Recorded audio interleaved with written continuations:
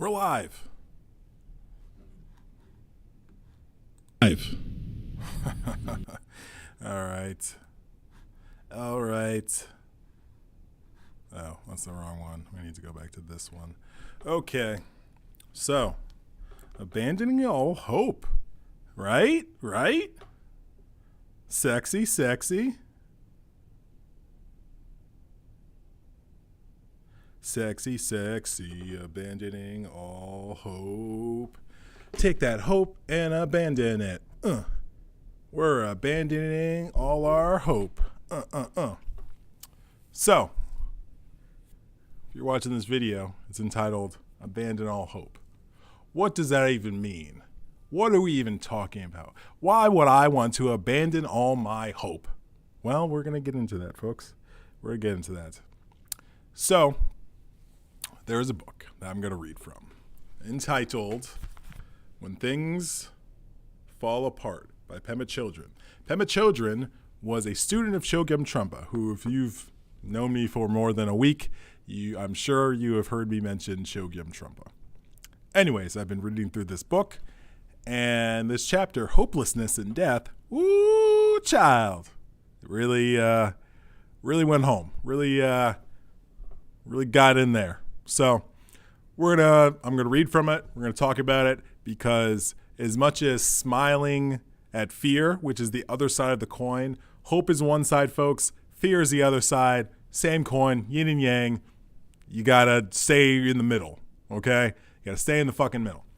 So, first of all, I feel like fear gets a lot of not undue, but I feel like it takes a lot of brunt of the blame, right? It's like, it's my fears, But hope does a lot of damage too. We're going to get into the damage hope does, and we're going to break down why hope is not your friend. But anyways, so I'm going to read from this chapter. We'll go by piece, and we'll just keep it rolling until I'm tired of talking and I want to go eat dinner. All right? So get ready. All right, so I'm going to read from, I'm trying to think the best way to do this. Okay, so chapter 7, Hopelessness and Death. What an inspiring chapter name. Okay. Turning your mind toward the Dharma does not bring security or confirmation. Turning your mind toward the Dharma does not bring any ground to stand on. In fact, when your mind turns toward the Dharma, you fearlessly acknowledge impermanence and change, begin to get the knack of hopelessness. In Tibetan, there's an interesting word, Ye Tang Chi. The Ye part means totally, completely, and the rest of it means exhausted. Altogether, Yang Tang Che means totally tired out. We might say totally fed up. It describes an experience of complete hopelessness, of completely giving up hope. This is an important point. This is the beginning of the beginning.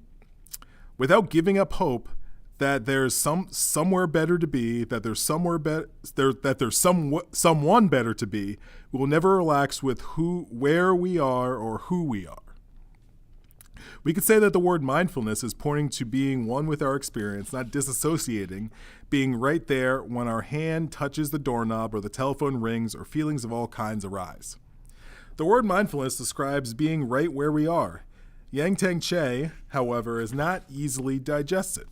It expresses the renunciation that's essential for the spiritual path. To think that we can finally get it all together is unrealistic. To seek for some lasting security is futile. To undo our very ancient and very stuck habitual patterns of mind requires that we begin to turn around some of the most basic assumptions. Believing in a solid, separate self, continuing to seek pleasure and avoid pain, thinking that someone out there is to blame for our pain, one has to totally get fed up with these ways of thinking. One has to give up hope that this way of thinking will bring us satisfaction. Suffering begins to dissolve when we can question the belief or the hope that there's anywhere to hide. Hopelessness means that we no longer have the spirit for holding our trip together. We may still want to hold our trip together. We long to have reliable, comfortable ground under our feet. But we've tried 1,000 ways to hide and 1,000 ways to tie up all loose ends, and the ground just keeps moving under us. Trying to get lasting security teaches us a lot, because if we never try to do it, we never notice that it can't be done. Turning our minds towards the Dharma speeds up the process of discovery. At every turn, we realize once again that it's completely hopeless. We can't get any ground under our feet. So I'll stop there. So when you hear the word hopeless, right, what comes to mind when you think of hopeless? This is hopeless, right? It's usually a very negative connotation. And that's, and this is probably like the third time I read this. I read it and I read it for somebody, so I'm going to read it again. So I'm even further getting more and more insights as I read through this chapter. Anyways, so when we normally think of hopeless, right, or hopelessness, it's like, those poor people, those poor bastards, they're in a hopeless situation, right? It's usually all negative, right? Has there been a time in your life, assuming that you are not a devout Buddhist who's following a certain path, where you've heard someone use hopeless in a positive way? I highly doubt it, right? So in this situation, we're using hopeless to mean that it's like, we're giving up the normal way of looking at the world, right? And that's what she kind of mentions in that line where she says, one has to give up hope that this way of thinking will bring satisfaction, right? Because normally we're like, this is how my great-grandfather thought. This is how my grandfather thought. This is how my father thought. This is how I'm going to think. All these toxic ways of thinking, This is just the way we've been conditioned and trained of dealing with our reality, dealing with this matrix, right?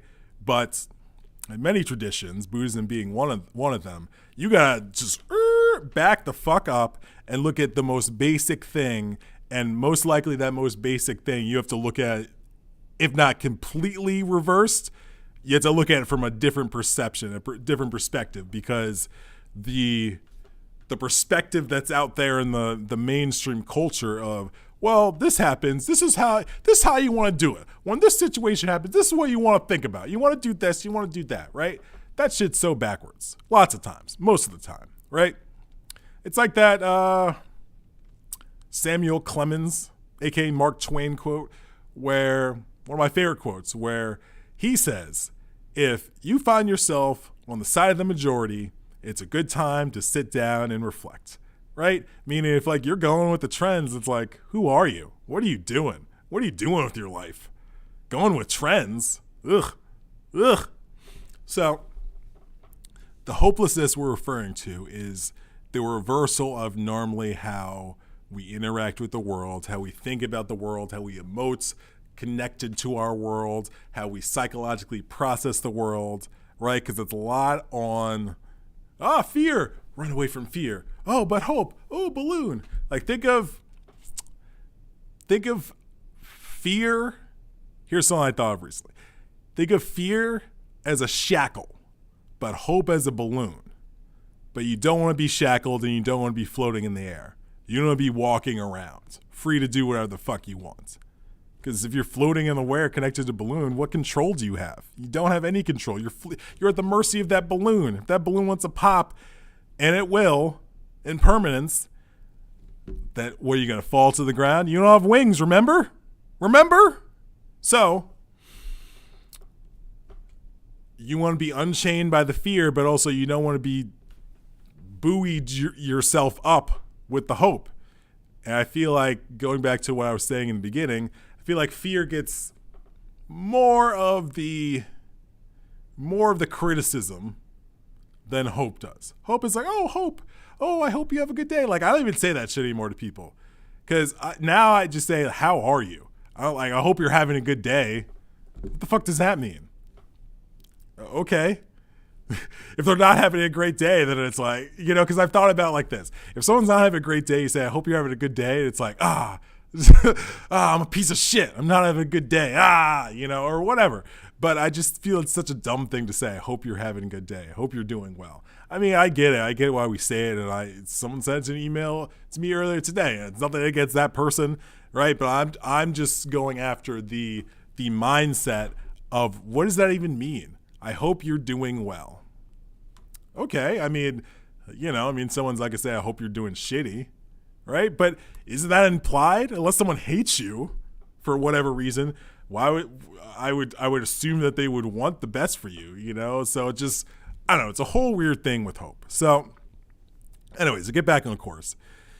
So, you know, and just breaking down hope, you know, it's something that kind of buoys us up in a certain way. And that buoying and floating and lifting up, what does that lead to, folks? Ooh, disappointment. Dun, dun, dun. The most important D word, right? It leads to disappointment because things aren't going to turn out like you envision them. Oh, I hope that, you know, by next year I've gotten my whatever. What it doesn't even matter what it is, right? In our mind, we create this reality, right? In our mind. We're not talking about right in front of us in the present moment. We're talking about in our mind.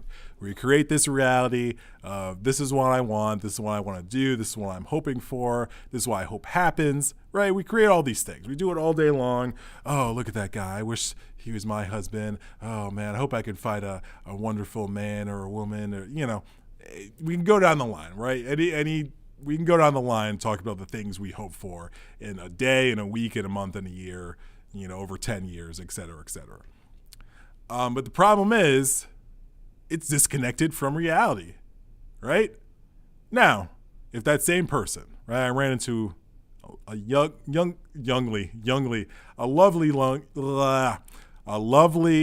young woman when I was out walking downtown Hartford for lunch earlier. And, you know, after the interaction, we did the old sidewalk tango when it's like someone starts going this way, right? And then it's like, oh, they're moving, and it's like you keep, you just do that tango on the sidewalk, right? And she laughed and she had a lovely smile, and you know that was that, right? You know, but afterwards I was like, oh, I should have flirted with her. I should have gave her my number. Blah blah blah blah blah, right? Because I was operating on a hope.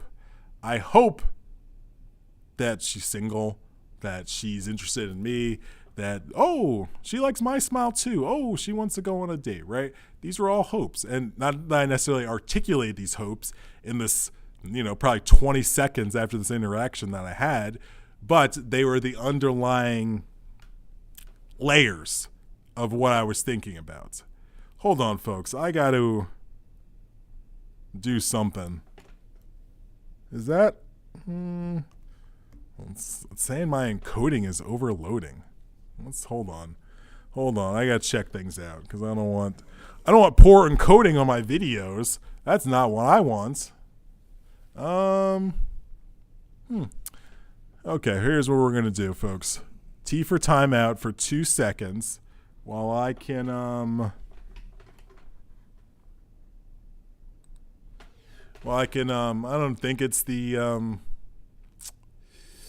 I don't know what it is, but I'm going to... Encoding overload. Consider turning down video settings or using faster encoder. This is the exact same settings I've used every time when I've done this. So I don't know why it's having an issue. But if you'll bear with me, I'm going to go plug in something, and hopefully this will solve the issue.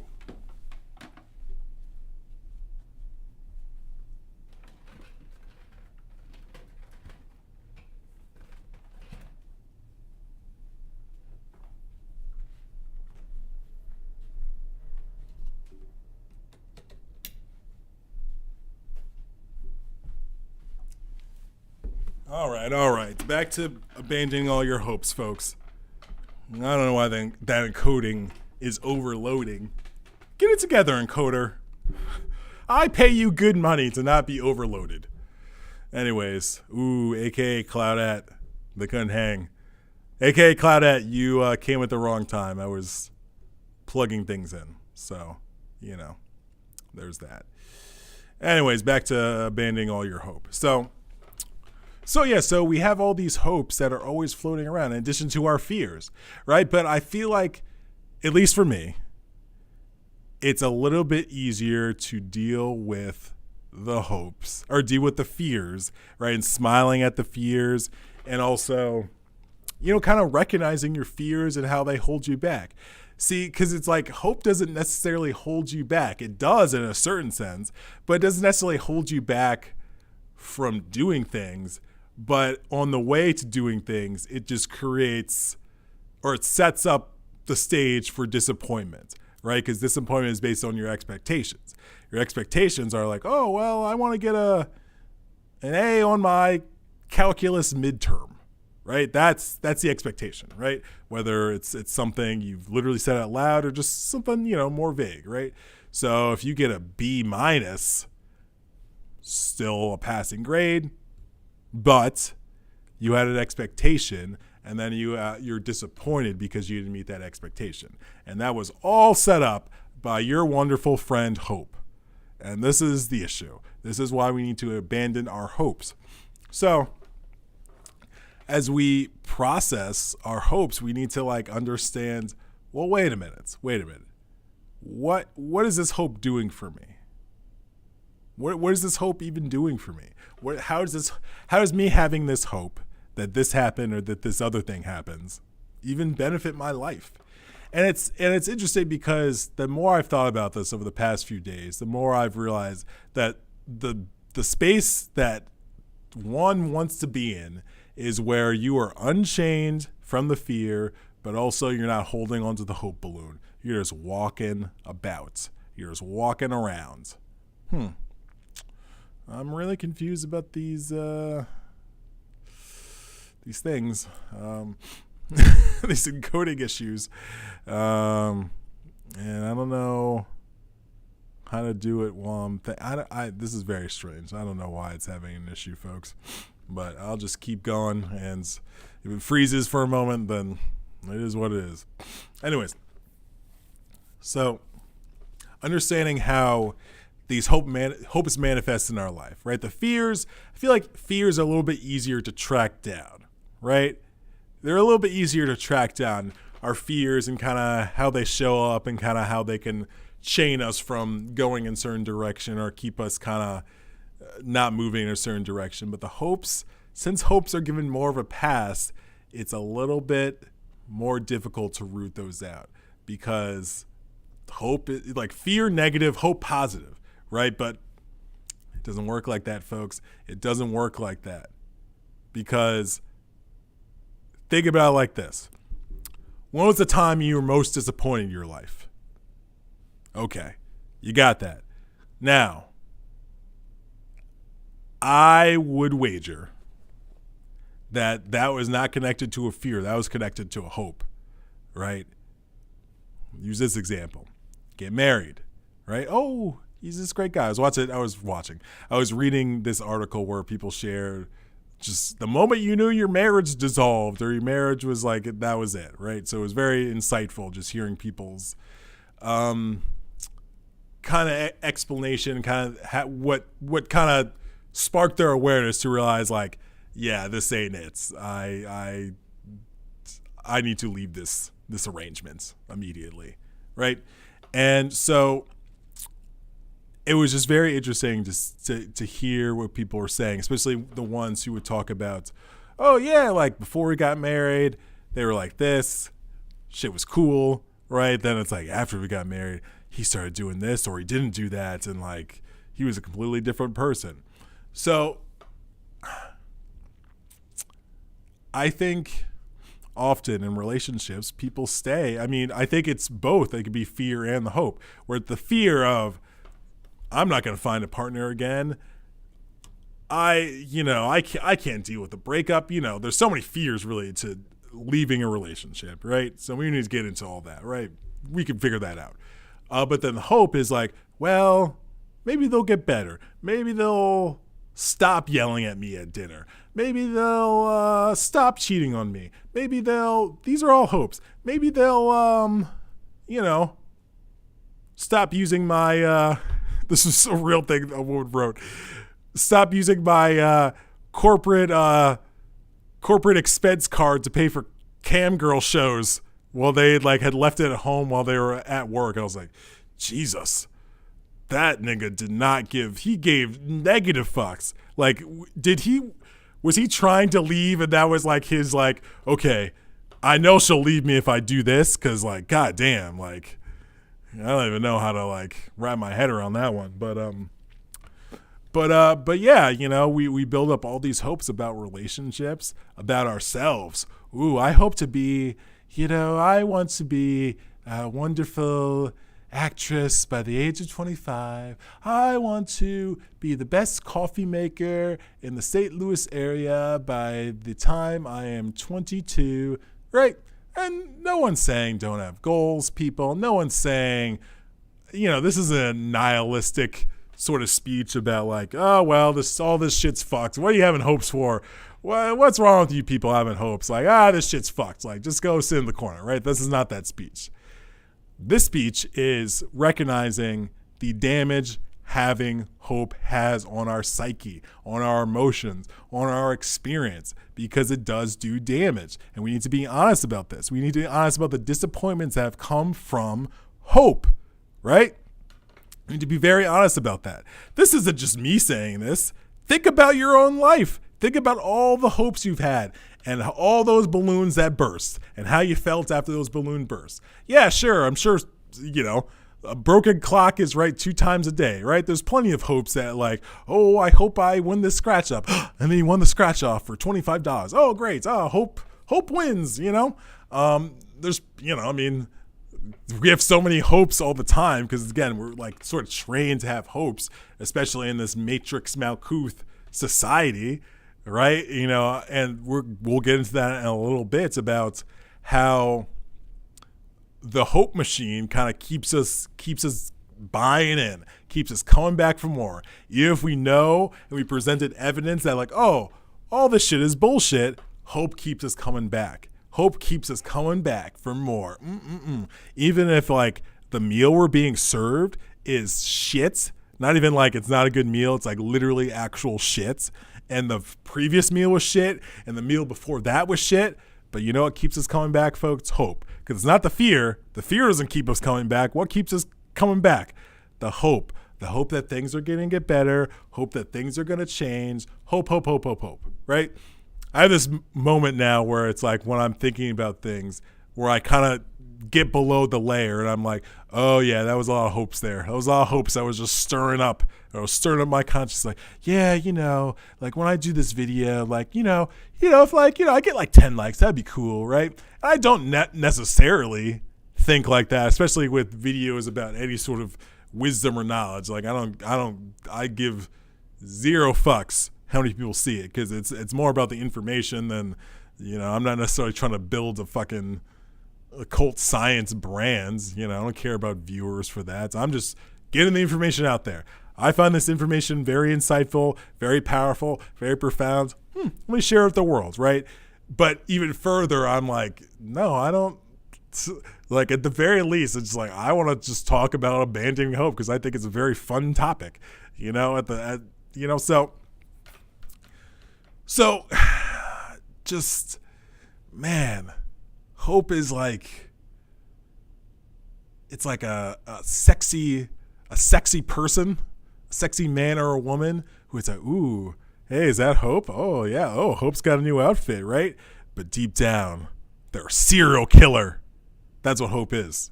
Fear is like, fear, it's like, oh, they're like a grizzly old hermit, right? No one's like going on dates with fear. They're like, oh, get out of here, fear, right? It's like, gross, right? But hope, it's like, ooh, yeah. Oh, hope is sexy, right? And then we go on a date and then, we get stabbed in the heart by hope.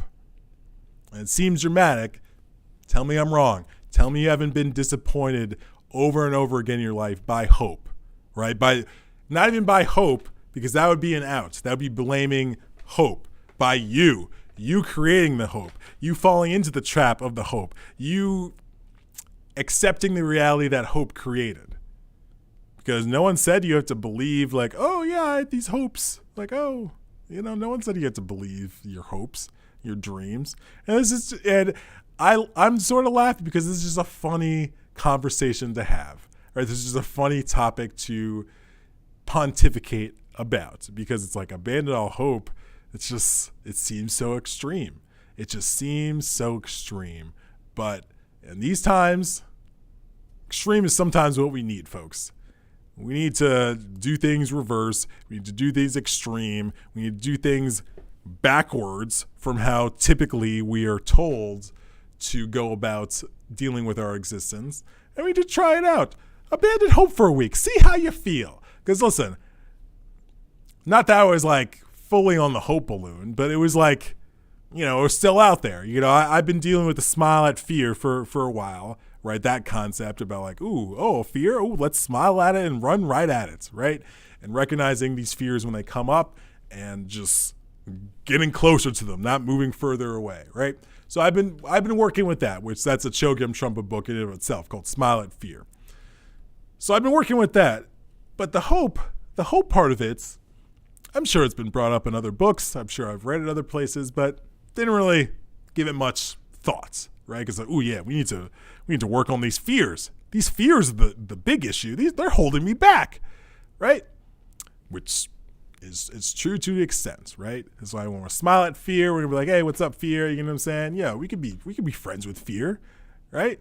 Even though they're a grisly old hermit living in the woods in a van, or maybe just in a tent, or maybe just out there all natural, just laying down on the ground. The point is, folks, hope unduly gets a pass. Because again, society has us just hopped up on hope, almost addicted to hope, you could say. So I'm going to read more from lovely Pema, and we're going to keep going because she gets into that addiction. Okay, so the difference between theism and non-theism is not whether one does or does not believe in God. It is an issue that applies to everyone, including both Buddhists and non-Buddhists. Theism is a deep-seated conviction that there's some hand to hold. If we just do the right things, someone will appreciate us and take care of us.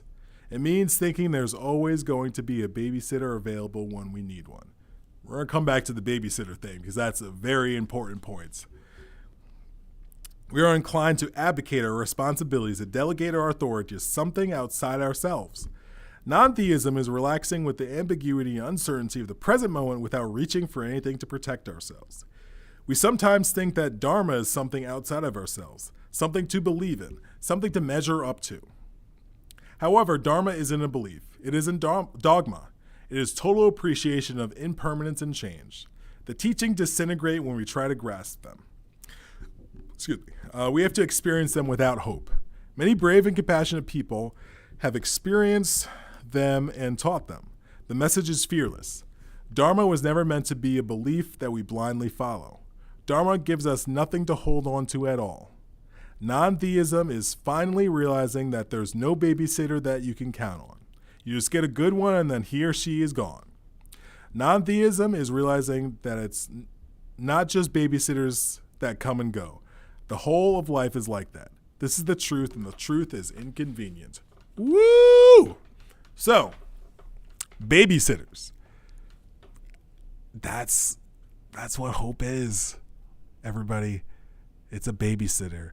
Our addictions are babysitters. I mean, essentially, you could say anything outside ourselves, our mind, our heart is a babysitter, but even our thoughts could be babysitters, right? I remember I was working at this camp in New Hampshire, right? And I don't like rodents. I mean, who likes rodents? Who likes mice, especially if they're in your home environment, right? But anyway, so we were in these cabins. They were in the middle of the woods. It was like this summer camp for behaviorally challenged boys. And there was a mouse that, for whatever reason, liked hanging out where my bunk was. And, you know, like, I don't know, I was sort of freaked out. So, like, I don't know how accurate my perception of what happened was, but I felt like it was like crawling right by my bed. Like there was some upper rafters where it would crawl, but I feel like it was also crawling like right by me and shit, right? But this could have been just my fucking anxiousness and fear and just fucking all the fucking feelings in this moment, right? So I remember I was like, it was going to be a long day. It's like I needed to go to sleep. But at this point, I was just wide fucking awake and I didn't know what to do. And honestly, sexual fantasies in my mind helped me to just tune out scurrying around me and whatever the fuck was going on there, right? Because it was like a pretty quiet cabin, so it was pretty easy to hear a whole bunch of scurrying. But sexual fantasies like helped me to just kind of like, okay, yep. And it wasn't even like I was even necessarily like enjoying it too much, because it was like I understood why I was doing it, but it helped me to just calm down, relax, and eventually fall asleep at who knows what time, right?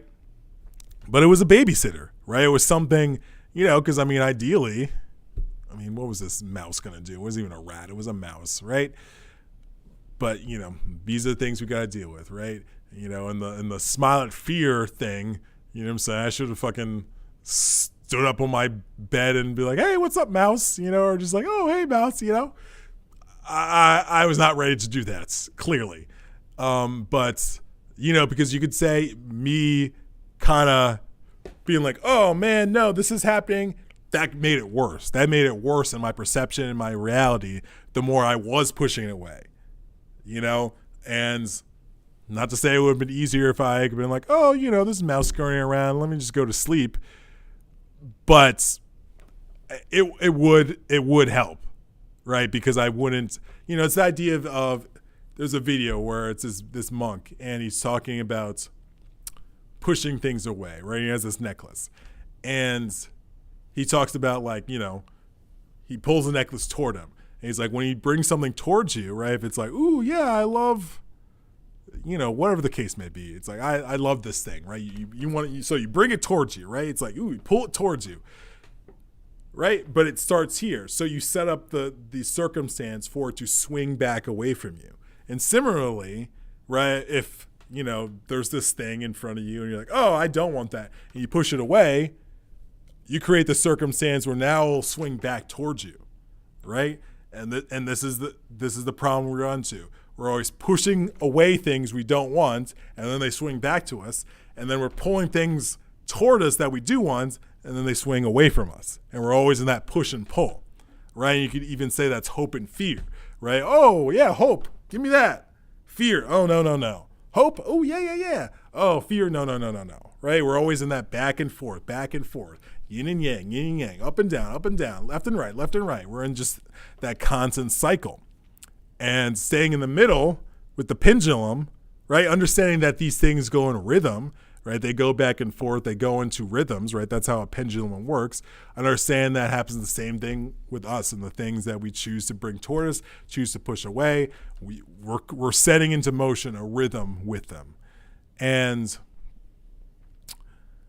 so, to use my mouse example, I was setting forth, and there was other times later in the summer. This was like the first time it happened when there was a mouse there, and I was like less freaked out, but I wasn't a happy camper. Ha ha ha ha ha. Anyways, so when we are just, oh man, we're always looking for a babysitter. I think that's such a beautiful way of putting it. We're always looking for that babysitter. Right? The babysitter could be smoking cannabis. The babysitter could be looking at porn. The babysitter could be watching reality TV shows. The babysitter could be this. The babysitter could be that. There's nothing wrong with doing these things, obviously. There's nothing wrong with watching reality TV. There's nothing wrong with smoking cannabis. There's nothing wrong with eating a pie. Right? There's nothing wrong with these things. It's just when they are used as babysitters, we have to recognize that they're being used as babysitters. They're being used because there's something going on inside of us, around us, connected to us, that we're like, I don't want to be here for this. Babysitter, where are you? It's time to put me down for my nap. I don't want to deal with this. Babysitter, where are you? Right? And babysitter comes, and babysitter might be a bottle of wine. Babysitter might be a fucking line of cocaine. Babysitter might be sex. Babysitter might be masturbation. Babysitter might be a hoagie. Yeah, a hoagie. Babysitter hoagie. I don't know why that sounds like a TV show. Babysitter hoagie. The new episodes of Babysitter hoagie. I don't know why it's a detective show. I don't know. I have no idea why in my brain it's a detective show, but it's a detective show. The Babysitter Hoagie Mysteries. You know what I'm saying? It's like Babysitter Hoagie. It's like we got 3 murders in Hoagie City, and the mayor wants them solved today. Can you do that? It's like, psh, I'm babysitter Hoagie. What? Can I do that? Chief. It's always a chief. It's always a chief. It's never like a lieutenant. It's always like, listen, chief, babysitter Hoagie's got this on lock. All right? Babysitter Hoagie, the new mysteries. And coming up, Babysitter Hoagie Academy. Be like the Babysitter Hoagie Police Academy. That'd be the spinoff. Anyways, Babysitter Hoagie. We're always looking for babysitters, and Hope can be one of those babysitters where we're just like in this moment where I'll use a personal example. I don't have a car right now. I'm saving up for a car, slowly but surely. And I hope to have, see what I did there? I hope to have a Toyota 4Runner. It's the only car that I want as my next vehicle. I love them. It's like many things I've learned about myself over the past few years as I further expand my knowledge of self. I really fuck with Toyota 4Runners. I just like how they look. I got to drive one when I went to Tennessee recently. And yeah, I just fuck with them. I want to be a Toyota 4Runner owner. Now, if I own a Toyota Avalon, will I be disappointed? If that's the only car I can get? Yeah, I will be disappointed. Even me knowing that I'll be disappointed and knowing that the hope I set up by my own volition, I'll still be disappointed because I've blown up in my head about my next car is going to be a Toyota 4Runner. I've told people, yeah, my next car is going to be a Toyota 4Runner, Toyota 4Runner, Toyota 4Runner, right? I've said all this sort of shit about Toyota 4Runner, my next car, this is the next car I'm going to have, Toyota 4Runner, Toyota 4Runner, right? I've said that endlessly over the past like year and a half, probably even 2 years. And if that happens, great. If that doesn't happen, I'll be disappointed. I won't even mince words about that. I don't know why that wouldn't happen. I don't know what circumstance prevent me from getting a Toyota 4Runner, which is like there's hundreds of thousands, if not millions out there waiting to have new owners right now. So I don't know what circumstance would lead me to not be able to get a Toyota 4Runner. But let's just say, Toyota's like, you know what? We're taking all these off the road. No more. I'd be sad. I'd be disappointed. But is it because of anything with the Toyota 4Runner wrong being any way? No. It's due to my own hope, everybody. It's due to my own hope that I created with my own mind. And we do this for so many things. That's why a helpful exercise I did last night when I was just thinking more about this was I wrote down all the hopes I have, whether it was a small hope, a big hope, a medium hope. I just wrote them all down. I'm on page 4, and I feel like I have a few more pages to go. Because one, it was a good exercise. Because I've done this with fears before, and actually, I'm the next thing I'm going to do is do a new fear list, my fears. But I mentioned at the top, I feel like that's an easier list to access because we sort of know the shit that kind of gets a fear response out of us, right? I was having this conversation, shout out to Ango, about painting, right? Where I don't like paints where like I'll draw a dog, but I'll do pour, right? Pour painting where you mix a whole bunch of different colors. You're pouring on the canvas, you'll mix it around. It makes cool designs, right? That's the kind of painting I do, at least currently. And I did one the other day that came out wonderful. But I remember doing it, and I described it as like, am I skydiving right now? It was like so exhilarating. I was just like exhilarated. And it's just funny because was it that exhilarating what I was doing? No. But for me it was. For someone who hasn't done much painting in my life, doing this painting right now was very exhilarating because it was like, ooh, I don't know what's going to happen. Ooh, is it going to spill this way? Is it going to go that way? I don't know what the design's going to be, right? There's a lot going on. And I just felt it was so exhilarating for me personally because it's not something I've done a lot in my life. It's still a very new hobby, activity for me, painting, And, I was thinking about like if and when I ever go skydiving, I'll probably be like, that was cool. I'm sure it'll be exhilarating in the moment when I'm free falling at, with G forces or whatever. But, I'll probably after it's done, I'm like, oh, okay. It won't be a big deal to me. But certain things, but certain other things, like I described it as this, like for me, painting was like skydiving, but for other people, painting is like cutting a slice of butter, right? It's not even like, oh, we cut butter today. It's like, woo, it doesn't really do much, but it's based on our own experiences and based on our own kind of connections to these experiences, like doing a video. There's some people like, what? You sit and do videos? Like that's terrifying to me. Not for me. This is like cutting butter. I enjoy talking. I feel like I have a great point of view and great insights on things. And, here we are. But for other people, that could be their skydiving, sitting and doing a video. A live video at that? Oh my God. That could be their exhilarating, fear-facing moment, is sitting down and doing video. But again, if they go to actually skydive, they'd be like, whatever, no big deal. And these are our personal differences when it comes to stuff. And I don't remember the connection with all that with hopelessness, but hopefully and you can figure it out on your end. I can't do all the work for you, people. You got to do some work on your end. I'm just bringing up the topics. You got to figure it out, okay? So I don't know where I was going with all that, but we'll just keep going, okay? So,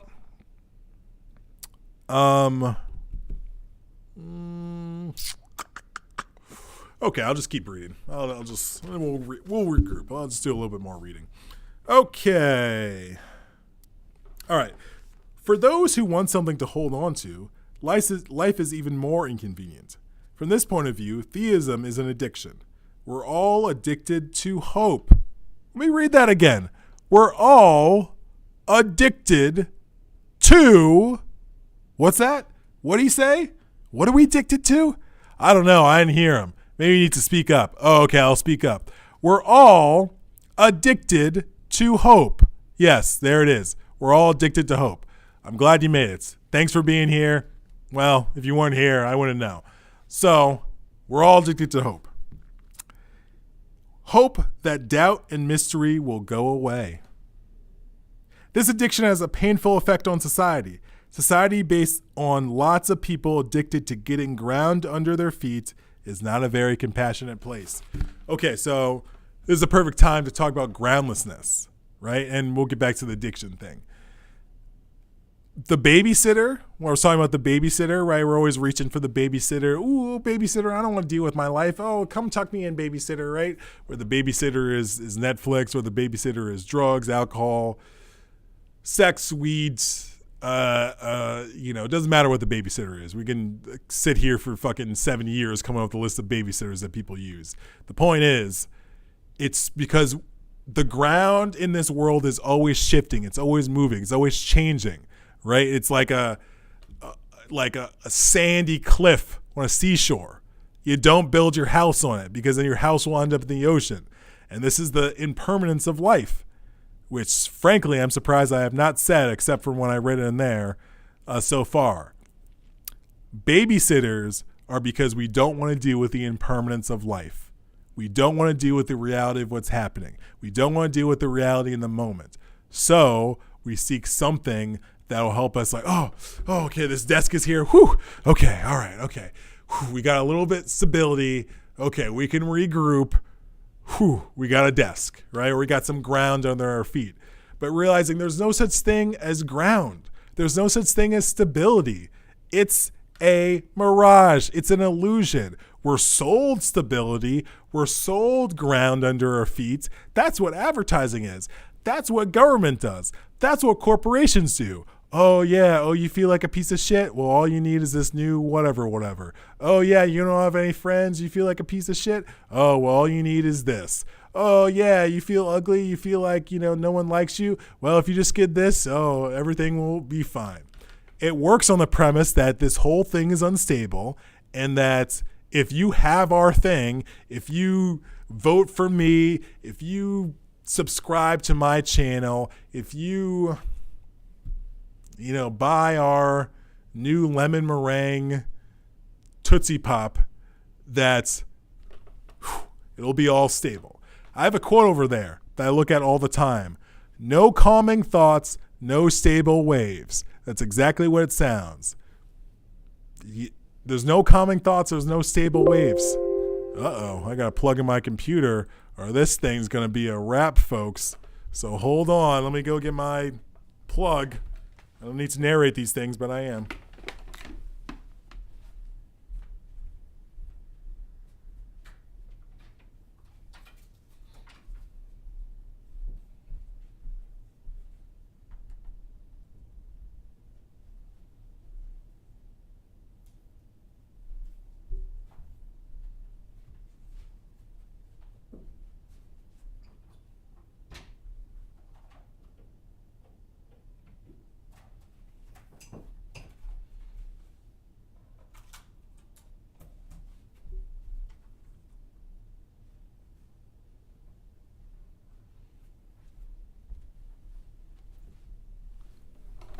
All right.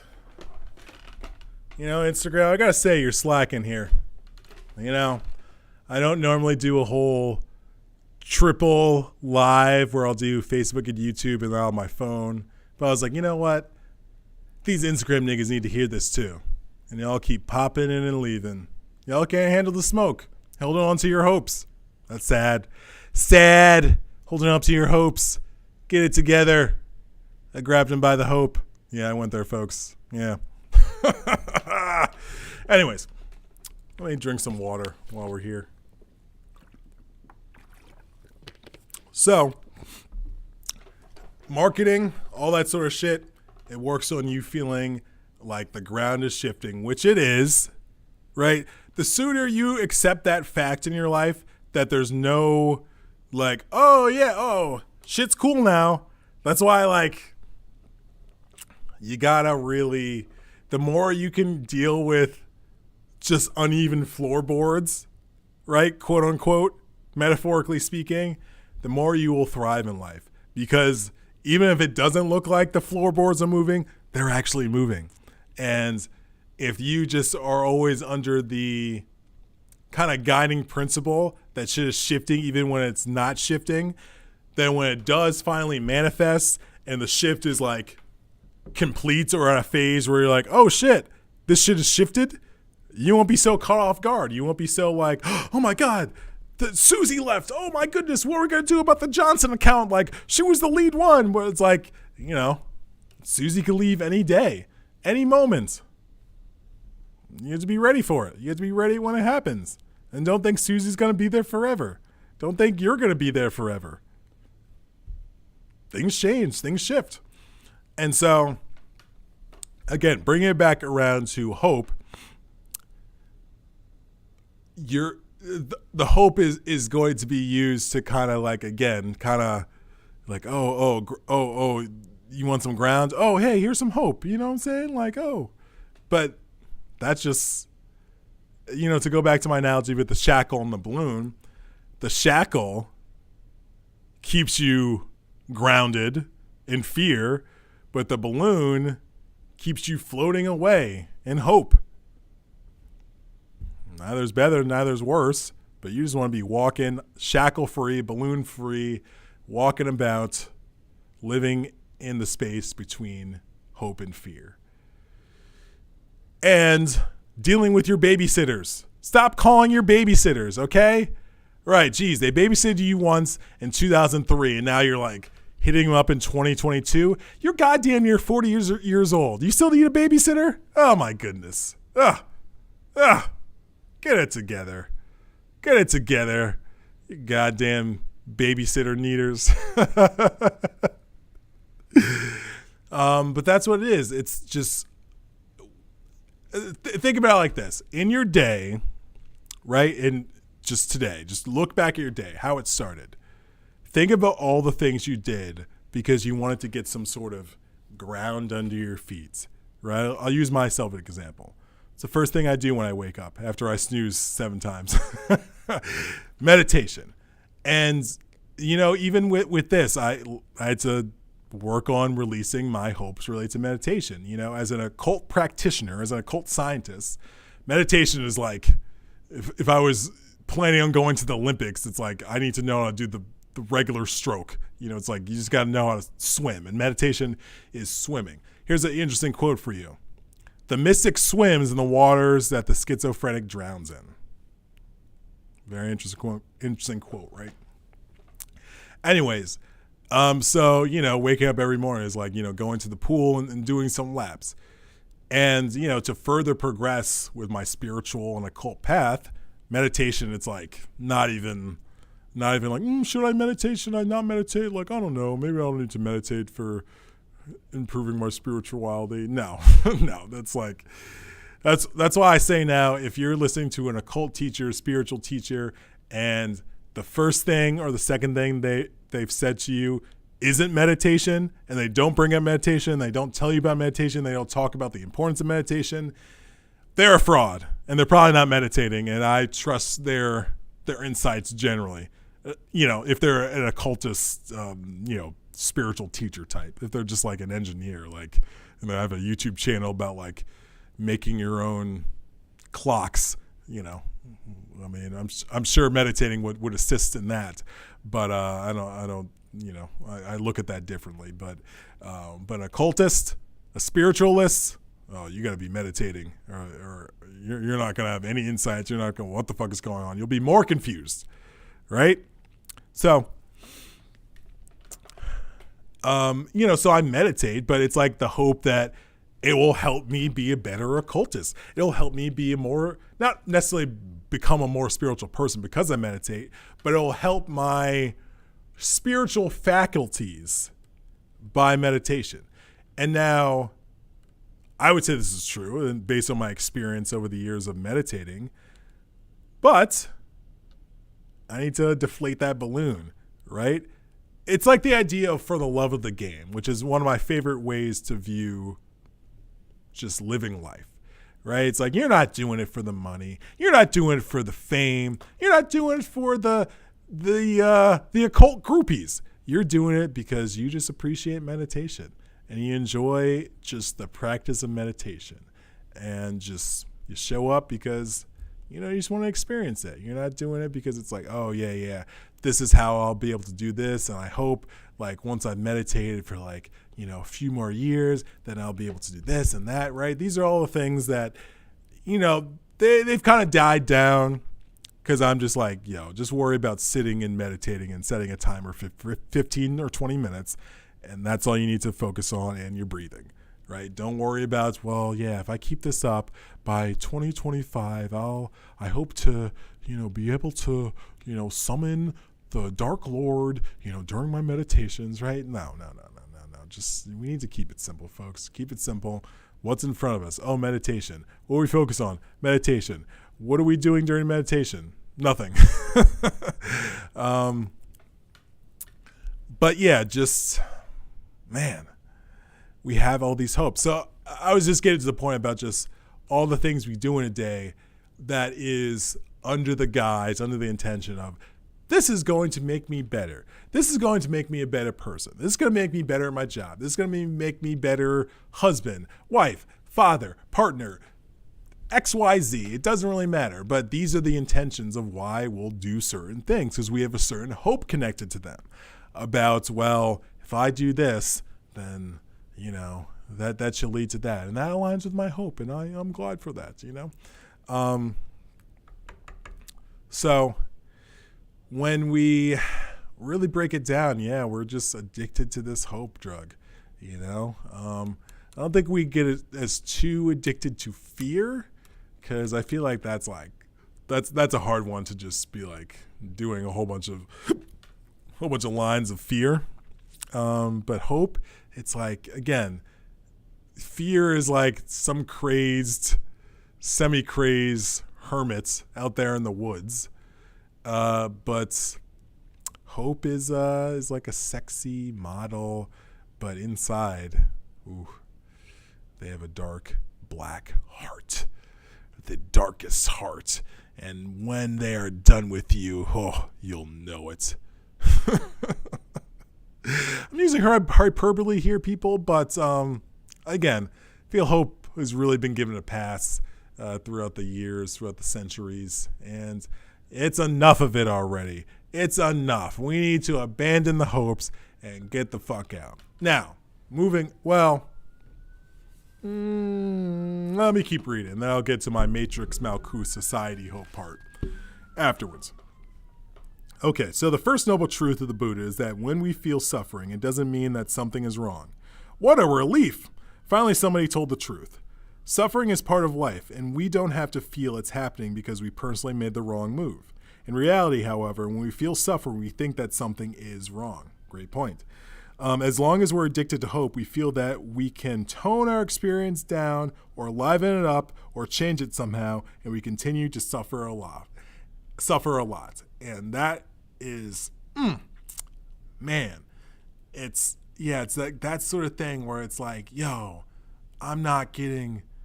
women don't look at me. I'm not getting enough dates, right? Oh, well, it's like, I just need to like eat better and go to the gym and that sort of thing. And these could be valid, logical things that one could do. It's like, okay, well, if I want to be more attractive to women and whatever it's like, well, let me take better care of myself so I, am more physically attractive. I feel more confident, right? It all makes sense, right? And there's nothing against this logic. And there's nothing against wanting to better oneself, right? But it's like when it's tied to the hope, that's where the issues come about. When I was at the gym on Saturday, thinking about all this, I was like, I had to release the hope that I will have an amazing body in the future, right? It's like 6-packs, abs, like just looking amazing, right? That's what I'm going for, right? Because, who doesn't want to look better for the ladies, am I right? And the fellas, wink, wink. That's why I was watching this video with this Buddhist monk talking about people going to the gym. He's like, health, my ass. He didn't say my ass, but he's like, what a crock. Like, you're doing it to get laid more, right? He just cut right through it, which I've recognized, like, yeah, health and getting laid more.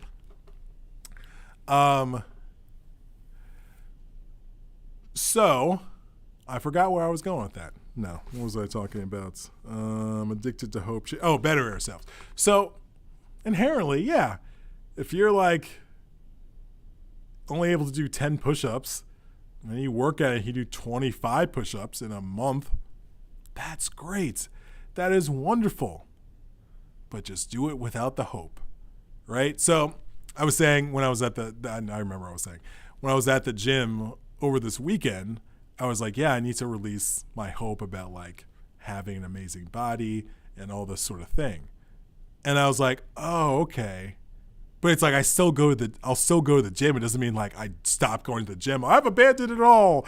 No more gym, no more exercise. Fuck all this shit, right? I don't have that stance. That's a very nihilistic sort of stance, like what I was mentioning earlier, where it's like, oh, this is all shit. Let's just disavow it all. Let's abandon it all. No, we're just abandoning the hope.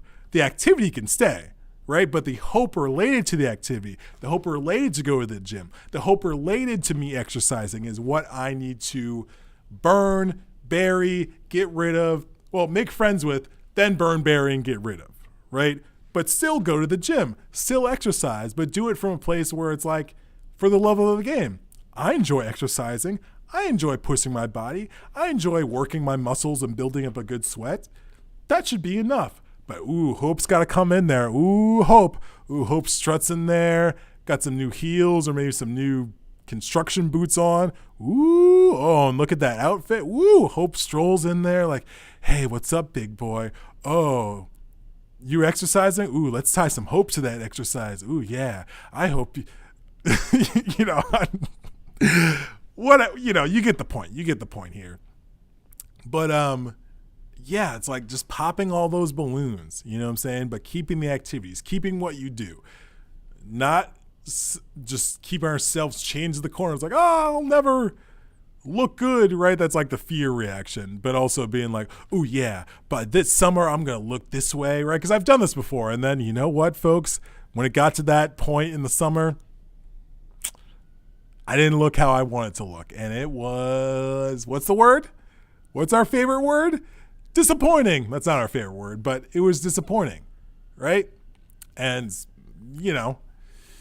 this is the issue with hope. It just sets up our disappointments. And then we will beat ourselves up because of these disappointments, and we'll call ourselves all sorts of names, and we're like, what's wrong with me? Why couldn't I have looked this good on this date when I said it 7 months ago for the summer? Like, what's wrong with me, right? I would say just setting up the hope, that just sets up a certain parameter around whatever you're doing. That's like, okay, well, here's the thing, and here's the parameters around the thing. Okay, go. And it's like, ooh, yeah, we were doing the thing, but the parameters, yeah, we missed the parameters. And it's like, you piece of shit. How'd you miss the parameters? You set up the parameters, right? And it becomes a whole lot of issues related to our hope and the hopes we set up in our mind. So it becomes an addiction, right? It becomes an addiction. That's why it's like, man, I see it much clearer now when it's like something new comes along, and then just instantly it's like, okay, and then I hope for this, and then that. I hope for it's just like, woo, it just takes off, and at least in my mind, but many of our minds, I mean, like that's why it's like the funny thing, like the classic thing they always say about women, women will just like, they're always like fall in love so quickly and that sort of thing. What? I mean, dudes normally don't want to admit to this sort of stuff, but I am someone who I'll fall in love quickly with very little evidence and very little context to support it, because it's just a hope and a wish and a prayer that I just like, oh yeah, and then yeah, and then she'll stop and she'll get a smoothie and I'll be there, and then like we'll talk about the smoothie we got, and then this, and then we'll go on a date and I'll bring her to the smoothie place for our first date, right? Just we create this whole thing. So it's like, I get that, but I'm like, that's not just women. I do that so much, not as much as I used to, but that was definitely where it's like, man, like I feel like sometimes these women can hear the stories I'm crafting in my mind because they're so loud. But yeah, it becomes a cycle where we're just addicted to this hope, because it's like, ooh, hope. Oh man. Ooh, is there peppermint in that hope? Oh man, I love peppermint hope. Right? It becomes an addiction. Like any other addiction, it becomes just a cycle. And then when the hope balloon is popped, disappointments, what happens? We create more hopes to deal with that disappointment. Oh my God. And around we go. So Instagram, you got to get it together. I'm wise to just end this live, because it's like y'all don't even care about abandoning hope. Y'all don't even care about abandoning hope. Facebook and YouTube, even though I have no idea how many people are watching now, they care about abandoning hope. But Instagram, they don't care about abandoning hope. They care about being addicted to hope. And that's the issue with society, is that we're addicted to hope, and it's not cool, okay? Stop making hope. Stop trying to make hope a thing. It's never going to work. That's my new line. Stop trying to make hope a thing. It's not going to work. Anyways. The word in Tibetan for hope is riwa. The word for fear is dokpa. More commonly, the word ridok is used, which combines the two. Hope and fear is a feeling with two sides. As long as there's one, there's always the other. Ridok is a root of our pain. In the world of hope and fear, we always have to change the channel, change the temperature, change the music, because something is getting uneasy, something is getting restless, something is beginning to hurt, and we keep looking for alternatives. Woo! That was another one that really hit hard, because, people who tuned into this, right? Not if you're watching now, but who stopped in and they're like, oh, no. No, I'm out of here. I don't, no, this is not the message for me, right? Was it something I said? Was it the hat I was wearing? Was it my background? Was it the words I was saying? Was it the fact that I trim my own beards? I don't know why they tuned out. It doesn't really matter. But there was something in them that told them, we need to leave. This is not it. We need to go. And I'm not talking about celebrity gossip. I'm talking about shit that is uplifting and insightful and something to ponder and to reflect upon, to have a better grasp of your own inner reality and outer reality. So I feel like it's worth listening to, but hey, that's just me. You can make up your own determination. But we're always constantly like, oh, change the channel, change the thing. Like I've noticed me with streaming music versus listening to vinyl. I love listening to vinyl, but also I like the ease of being able to stream something from the 1960s, some jazz from the 1960s, and then like after that, some hip hop album from 2021, right? Just very seamlessly, right? I enjoy that. But I've noticed that creates where I always want to skip songs, right? But if I'm listening to a CD in a car or listening to a vinyl, like skipping songs on a vinyl, it's like not what you do. Maybe you might put on a specific song, right? But it's like you put on the vinyl, plays through the side, you flip it over, plays to the other side. That's how I listen to vinyls. I don't skip around vinyls. Ooh, oh, hold on. Let me put on this one song from the vinyl. Oh, let me put on this other song from this vinyl, right? I mean, I guess that's what DJing is, you know, if you use vinyls. But if you're just like sitting there listening to them, not DJing, that's not normally how you do the experience. But I noticed over the years, as streams become more popular, I'm more inclined to skip around on CDs and songs, where if I was just in a car listening to that CD, more than likely, unless it was just like, I don't know what the fuck this song is, I don't want to listen to this song, it was an extreme reaction, which isn't necessarily a better excuse. It's still an excuse that I want to skip the song. But it's like more of like on a whim, like, you know, whatever, let me see what else is here, you know, because it's so easy, right? But it's like in modern society, we're presented with very easy ways to just change whatever's going on around us. Oh, it's too cold, put on the heat. Too hot, put on the AC.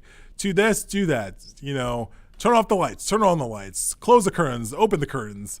You know, we're always presented with options to manipulate and change our reality. But this presents an issue because then we're more inclined to always want to change and manipulate our reality when lots of times it's probably fine.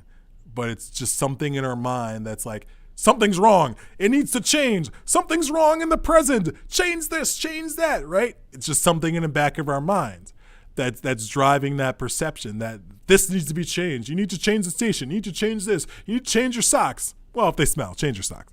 But it's something inside of our minds, a not balanced part of ourselves that we need to work on. And it's lots of times fueled by our hope. Oh, I feel cold. Well, I hope, oh no.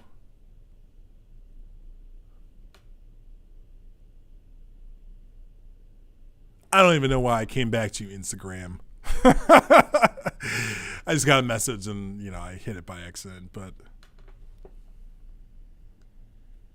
well, maybe people were leaving because it was too dark. Let me try it like this. But whatever, you don't need to watch me. Just listen. Just listen, folks. Anyways, maybe I'm being too hard on you, Instagram. I know you've had a hard life, Instagram. You know, you're raised in the projects. You know, you were raised by your grandmother. Then Facebook bought you. That must have been tough, just in and of itself. Your grandmother was like, "Hey, you know, Instagram. You know, I still want to see you." It's like, Grandma, I'm owned by Facebook now. We can't talk. It's part of the agreements. And Grandma's crying. Grandma's crying because her baby boy she raised, Instagram, is now owned by Facebook, a multinational company. So I've been too hard on you, Instagram. Hopefully some of y'all will tune into this later, but if not, I don't really care. I have no hopes tied to people tuning into later. But if it happens, it happens. If not, whatever. Anyways, moving on. So, oh no. Oh dear. Okay. I don't even know if people on Instagram can hear me. Whatever. My tripod broke. Like I have a thing on a tripod that will hold a phone or whatever. And it broke. I have no idea how it broke. It was fine. And then it wasn't fine and it broke. And so I would have done that, but yeah, here we are. So anyways, I've spent enough time talking about Instagram. Although I am getting hungry, but there is one last part I have to get to. Yeah, I don't remember my train of thoughts before all this Instagram being raised by grandmother and the projects talk. But anyways, Oh, yeah. Yeah, we always want to change shit around. We're always like, oh, yeah, this, yeah. And I recognize this as someone who occasionally consumes cannabis. It's like, well, why do I need to consume cannabis? What is it about this moment that it's like I need to change? I haven't necessarily come up with the answer. I mean, it's a relaxing herbal thing that one can consume. But, Qigong is also relaxing. Meditation is also sometimes relaxing, occasionally. Meditation shouldn't be relaxation all the time, because if you're going deep into meditation, shit should be coming up and not pleasant, flowery, beautiful things. It should be like, oh, nigga, remember when this happens? Oh, yeah, it's back. Right? And it's like, you could explore and like, okay, what's going on here? Why did this come up?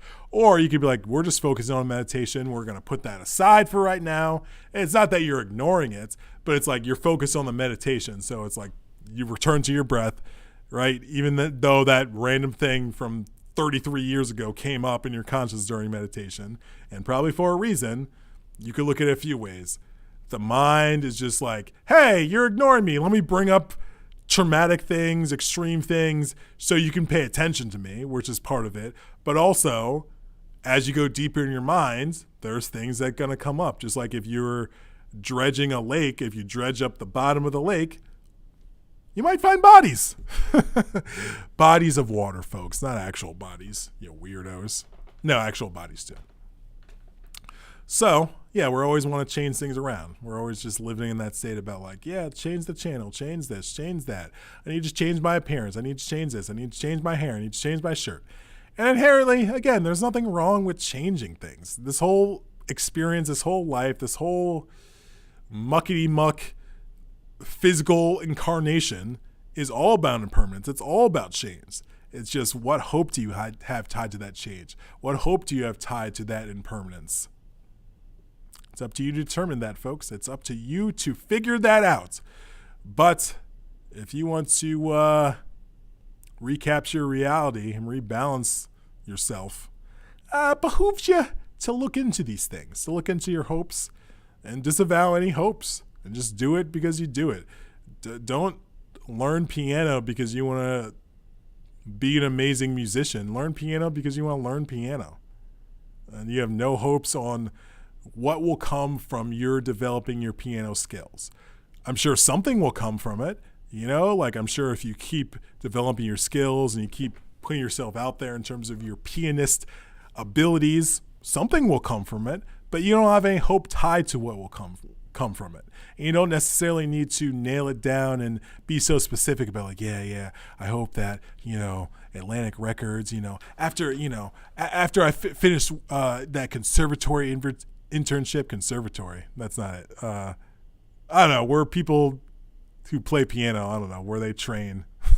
I don't know. Conservatory is not the word. Maybe it is the word. Anyways, you just release the fears related to it.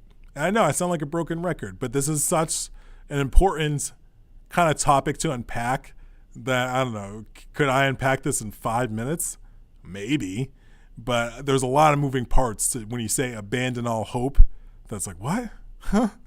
That, I thought I was going to be at 40 minutes. I feel like I have another about 20 minutes to go, but maybe that might turn into another 45 minutes. I might just get this sucker up to 2 hours, but I just have one. Well, there's more reading to do, but there's one last section I want to get into about how society's hope kind of keeps you. Actually, I'm going to do a separate video because I'm hungry, and yeah, I'm tapped out. I'm tapped out talking about hope. I'm hungry. I'm thirsty. I hope to eat some food soon. Damn it. I should have ordered so it'd be on the way here. That's a smooth move. And I've learned that from Brother Panic, because when he does long things, like when I had class with him, he would order towards the end of class so that by the time he was done with class, his food was here. That's how you do it. Now I got to finish this video and then order when I could have, the wait time could have been while I was doing this silly video. Oh, my goodness. I dropped the ball, folks. I hope next time I don't drop the ball. See what I'm doing there? I'm being cheeky. Hee hee. Anyways, let's keep reading. I'll finish up reading and then we'll oh man, I got a whole bunch of pages. Okay, I'm gonna fly through these. Well, do I want to fly through these? Let's think about this.